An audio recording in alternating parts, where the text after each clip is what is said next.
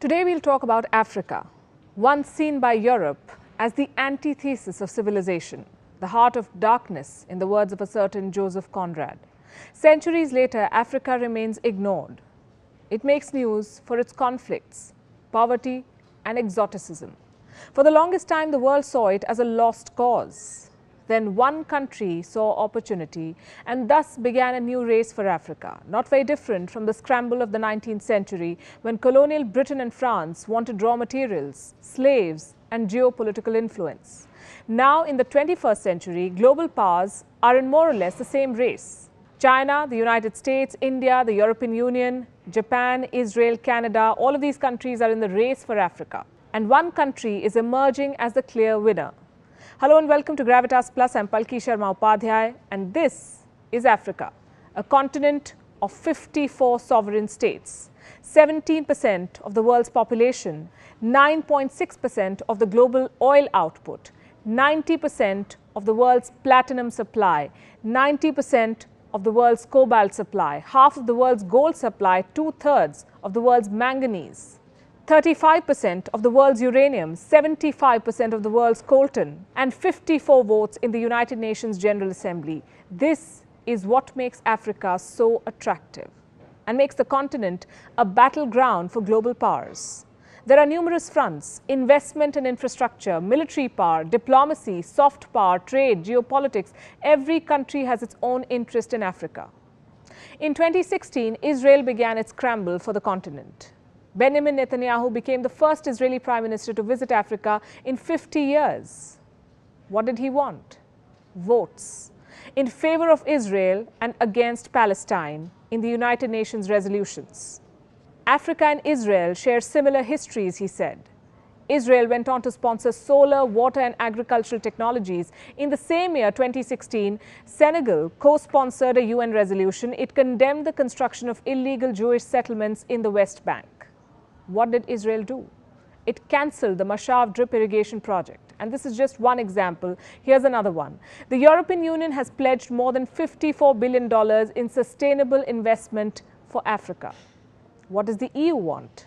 Access to the African market of 1.3 billion people. Brussels has negotiated free trade agreements with at least 40 African countries. But does this ensure a balanced two-way trade? It doesn't. And no country has a bigger interest in Africa than China.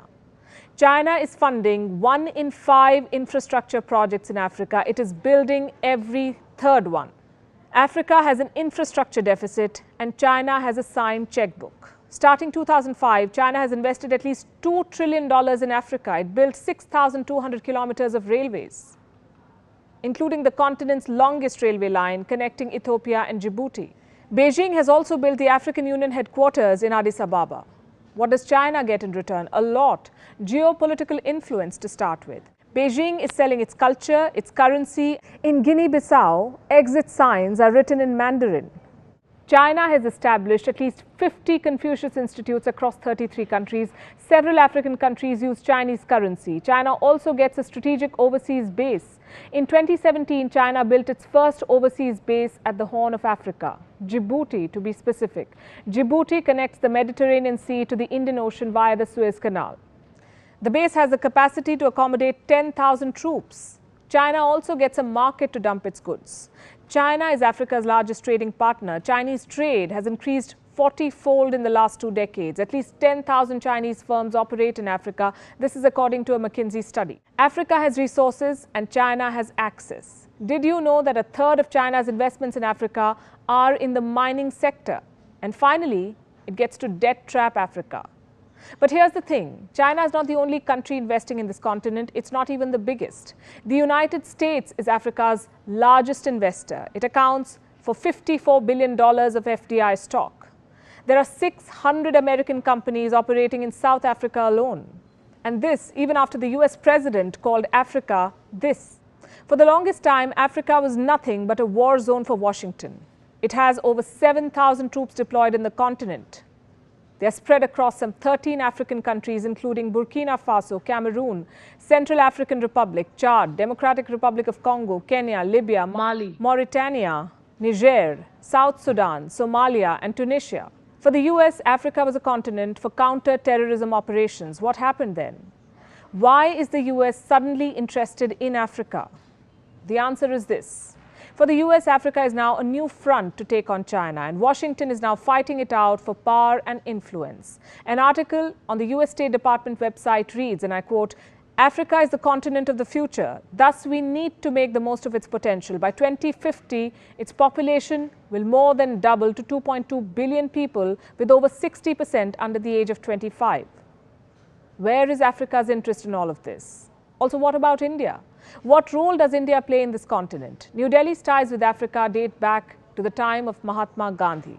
India was part of the Bandung Project of 1955. New Delhi supported Africa's anti-colonial struggles. It supported the liberalization movements in Ghana, Algeria, Tunisia, Morocco, Angola, Mozambique, Guinea-Bissau. India also raised the issue of racism in South Africa. It will be unfair to say, though, that India's newfound interest in Africa has nothing to do with China. In 2018, Indian Prime Minister Narendra Modi toured key African states just ahead of Chinese President Xi Jinping's visit. In 2018, India decided to open 18 new embassies in Africa.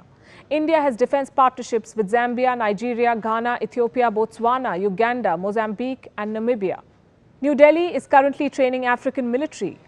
Indian company Airtel is a dominant telecom firm in Africa. New Delhi is offering 50,000 scholarships to African students. Despite everything, India is far behind China in the race for Africa. China's Belt and Road Initiative has sealed its hold on Africa. If in the 1900s Africa was colonized with force, in 2020 it is being trapped by loans. China accounts for 14% of sub-Saharan debt. In Kenya, the volume of Chinese loans is 6 times that of France, which is the country's second largest creditor. And Sri Lanka can tell you what happens when Chinese loans are not repaid. China is looking to capture Africa. It has a strong diaspora, it is spending big money, it is selling its movies, culture and currency. China extracts raw materials, it manufactures products with them and sells them back to this continent. Does this remind you of something? What did the British do in India? In the 19th century, the rivalry between Britain and France fueled Africa's colonization. In the 21st century, the trade war between the United States and China is hastening the same. Just like the 19th century, there are numerous countries in the scramble for Africa, and just like the 19th century, there is nothing in it for Africa. Gravitas Plus, co-presented by Skoda. Simply clever.